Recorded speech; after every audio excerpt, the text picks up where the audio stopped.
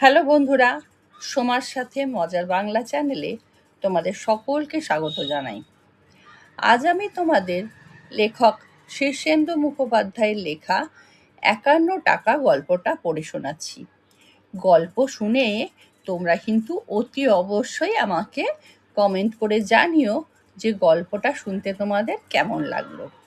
আর মনে আছে তো, সেই সাথে তোমরা ভিডিওটাকে লাইক করবে আর অনেক অনেক শেয়ার করবে।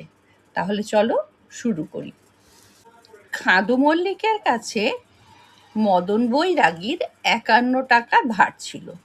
দেখ না দেখ, ৬ মাস কেটে গেছে, টাকাটা এখনো মদনের জোগাড় হয়নি। খাদুর সুদ খুব চড়া। ২ মাস আগে নফরগঞ্জে শুনে এসেছিল ৫১ টাকা নাকি ৪ মাসে সুদে আসলে ৮৩ টাকা ৫০ পয়সায় দাঁড়িয়েছে। কত হারে সুদ সেটা মদনের ধারণাও নেই। অঙ্কের নামগন্ধ সে জানে না, সুদ কষা দূরে থাক। যাই হোক, খাদু মল্লিকের টাকাটা কিছুতেই সুদে উঠতে পারছে না সে। ১০ টাকা রোজগার হলে ৯ টাকা খরচ। ৫১ টাকা ২ মাস আগে ৮৩ টাকা ৫০ পয়সায় দাঁড়িয়েছিল বটে, কিন্তু গত ২ মাসে খাদু তাকে কোথায় ঠেলে তুলেছে কে জানে। নফরগঞ্জ থেকে পীর নসিবপুর মোটে ২ মাইল রাস্তা। মদন নফরগঞ্জে গেলে যেমন খাদুর খবর পায়, তেমনি খাদুর কাছেও খবর পৌঁছে যায়।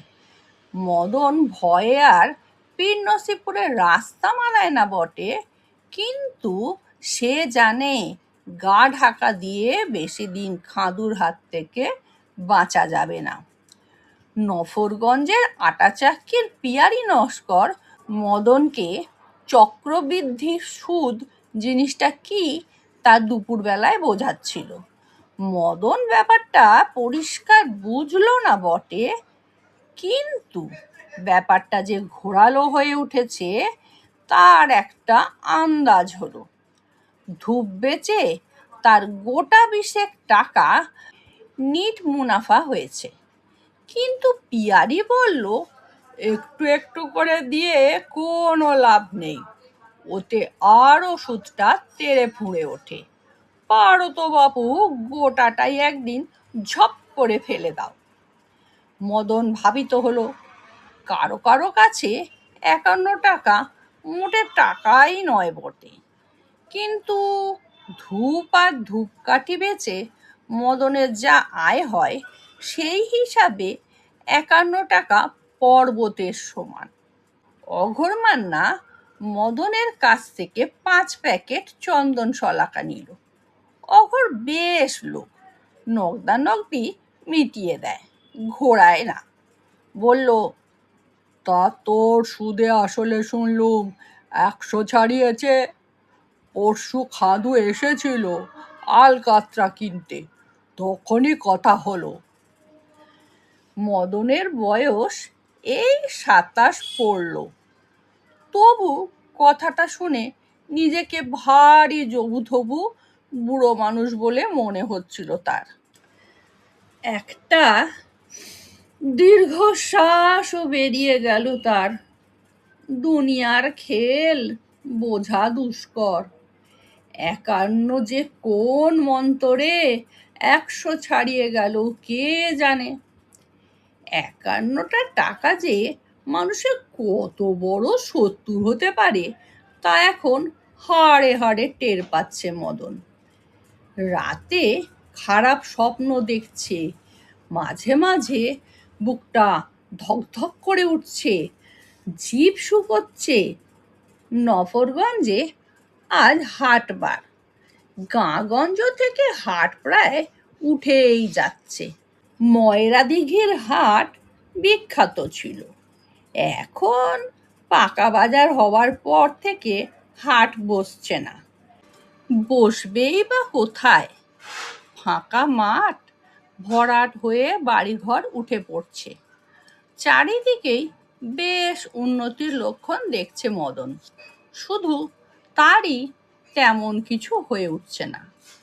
নোনা পুকুর গাঁয়ে তার একখানা পৈতৃক ভদ্রাসন আছে মাত্র।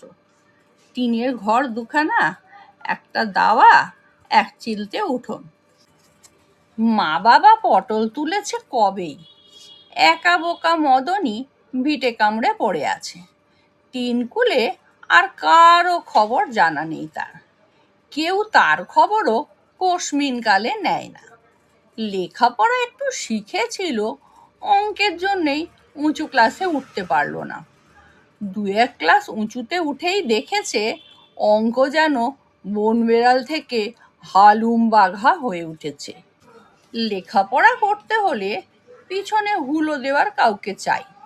তা সেরকম কেউ তো ছিল না তার, যে তাড়ন পীড়ন করে বাবা বাছা বলে পড়াতে বসাবে। হাটে আজ ভিড় মন্দ হয়নি। মেলা ব্যাপারী, মেলা খদ্দের। মদন তার দুখানা হাত ব্যাগ নিয়ে হাটের ধারে বটতলায় বসে গেল।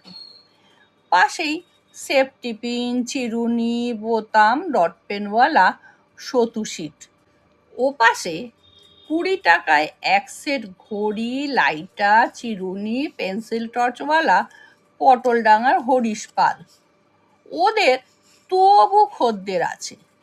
মদন প্লাস্টিকের সবুজ চাদরটা পেতে ধূপকাঠি আর ধূপের প্যাকেট সাজাতে লাগলো। হরিশ বিক্রি বাটার মাঝখানেই বলল, একজন বুড়ো মানুষ তোর খোঁজ করছিল রে মদনা, খিটকেলে বুড়ো। মদন হাসলো। কে খিটকেলে নয় বাবা, 2 টাকা 4 টাকায় সস্তা মাল কিনবে, তার আবার নানা বায়ানাক্কা। কিন্তু ব্যবসা করতে গেলে ওসব সয়ে নিতে হয়। তার চন্দন শলাকা আর রানী ধূপ মন্দ বিকোয় না। চন্দন শলাকাটা সে নিজেই বানায়, বাকিগুলো পাইকারের কাছে কেনে। নোনা পুকুরের ধীরেন গোসাইয়ের সুগন্ধি ওয়ার্কসের মালও আছে কয়েক রকমের। দোকান খুলতেই আজ 4 প্যাকেট মশার ধূপ, 5 প্যাকেট চন্দন শলাকা বিক্রি হয়ে গেল। বউনি খারাপ হয়নি, কিন্তু এই বিক্রি বাট্টায় পেটটা হয়তো চালিয়ে নেওয়া যায়, কিন্তু খাদু মল্লিকের চক্রবৃদ্ধির সুদ মেটানো কি ইহজন্মে সম্ভব? খিটকেলে বুড়োটা এলো। গায়ে গেরুয়া পাঞ্জাবি, হেঁটো ধুতি, পায়ে হাওয়াই। এই যে বাপু, তুমি বলেছিলে ধূপ পছন্দ না হলে পয়সা ফেরত। মদন বলে, সে তো ঠিক কথা। এই যে রাতের রানী ধূপকাঠি দিয়েছ, 5 টাকায় কেনা, এর গন্ধে বাড়িতে টেকা যাচ্ছে না। 2টো কাঠি কিন্তু খরচা হয়েছে। মদন অম্লান মুখে বলল, তাতে কি, দিন, ফেরত নিচ্ছি।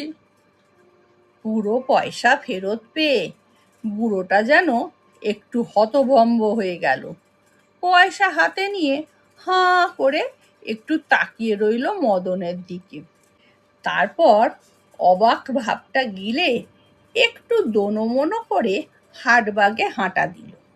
সত্যজিৎ বলল, এইরকম পয়সা ফেরত দিস বলেই ব্যবসা লাটে উঠেছে তোর। পয়সা ফেরত না দিয়ে অন্য কোনো ব্র্যান্ড গোছাতে পারিস তো? আরে না, ওসব করলে লোকে খুশি হয় না। খুশির যা নমুনা দেখছি। যে যাই বলুক, মদন তার নিয়ম মেনেই চলে। পছন্দ না হলে পয়সা ফেরত কবুল করেও খদ্দেরকে ঘোরানো সে পছন্দ করে না। ফেরতের কেস তার খুব কমই হয়। বিষ্ণুপদ মণ্ডল পয়সাওয়ালা লোক, নজরও উঁচু। বটতলার হকারের কাছ থেকে জিনিস কেনার পাত্রই নয়। আজ কি ভেবে কে জানে বটতলায় দাঁড়িয়ে গেল। তারপর মদনের কাছেই এগিয়ে এসে বলল, তোমার না চন্দন শলাকা বলে একটা ধূপকাঠি আছে? মদন সন্ত্রস্ত হয়ে বলল, আগে আছে, আমার নিজের তৈরি। বটে, ভালো ভালো। সেদিন আমার চাকর শশী নিয়ে গিয়েছিল 1 প্যাকেট। আমার গিন্নির সেটা খুব পছন্দ হয়েছে। তা কয় প্যাকেট এনেছো? তা আছে 20-25 প্যাকেট। দিয়ে দাও। বিস্মিত মদন বলে, সব কটা? হ্যাঁ, সব কটা। কত প্যাকেট? এমনিতে 4 টাকা, তবে একসঙ্গে 5 প্যাকেট নিলে 3.5 টাকা। কনসেশন লাগবে না, 4 টাকা করেই দেব। পরের বার আরও একটু বেশি করে এনো। আমার সুধা স্টোরসে রাখবো খন। আর একটা কথা বাপু, জিনিসের দাম কম করলেই যে বিক্রি হবে তা কিন্তু নয়। আজকাল লোকের পকেটে পয়সা এসেছে। কম দামের জিনিস লোকে সন্দেহের চোখে দেখে। প্যাকেজিংটা ভালো করো, তাহলে লোকে নেড়ে চেড়ে দেখবে। দেখতে ম্যারম্যারে হলে লোকে ছুঁতে চায় না। একসঙ্গে 27 প্যাকেট চন্দন শলাকা বেচে মদন একটু থতমতই খেয়ে গেল। টাকাও হলো মন্দ নয়। এই ধূপকাঠিটা সে নিজের হাতে যত্ন করে তৈরি করে। লাভ তাতে বেশিই হয়। প্যাকেটে 2 টাকার মতো। হিসাব করলে শুধু চন্দন শলাকাতেই তার নিট লাভ 54 টাকা। সতু বলল, হা করে দেখছিস কি? ভাবছি একটু সিঙ্গারা জিলিপি খাবো। সতু হাসল। বড় খদ্দের বরাদ দিয়ে গেল বুঝি? বাপ রে, বিষ্ণুপদ মণ্ডল বলে কথা। দেখ কতদিন নেয়। তবে তুই তো বোকা, 4 টাকা ছাড়লি। বিষ্ণুপদ কম করেও 10 টাকা প্যাকেট বিক্রি করবে, খোঁজ নিয়ে দেখিস। তা মদনের আজ জিলিপি সিঙ্গারাও হলো। দিনান্তে মোট 75 টাকা নাফা হলো মদনের। একটু আশার আলো দেখতে পাচ্ছে সে। বিষ্ণুপদ যদি চন্দন শলাকা নিয়মিত নেয়, তাহলে সে মাল মশলা কিনে একটু বেশি মাল তৈরি করতে শুরু করবে। খাদু মল্লিকের ধারটা শোধ হলেই সে হাঁফ ছেড়ে বাঁচতে পারে।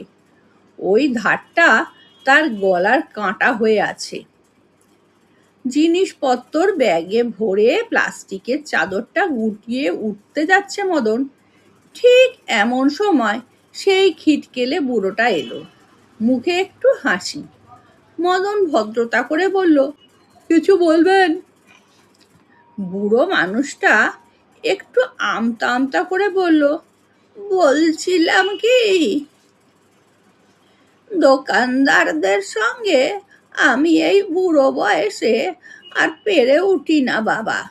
বয়স হয়েছে তো, কেনাকাটা করতে গিয়ে ভুল ভ্রান্তি হয়। বাড়িতে ফিরে বকুনি খাই। জিনিস ফেরত দিতে এলে দোকানদাররা বড্ড মুখ ঝামটা দেয়, দাঁত খিচোয়। একমাত্র তুমি দেখলাম হাসি মুখে ভাঙা প্যাকেট ফেরত নিয়ে পুরো পয়সা ফেরত দিলে। ও কিছু নয় মশাই, খদ্দের হলো লক্ষ্মী, পারতপক্ষে ওদের চটাতে নেই।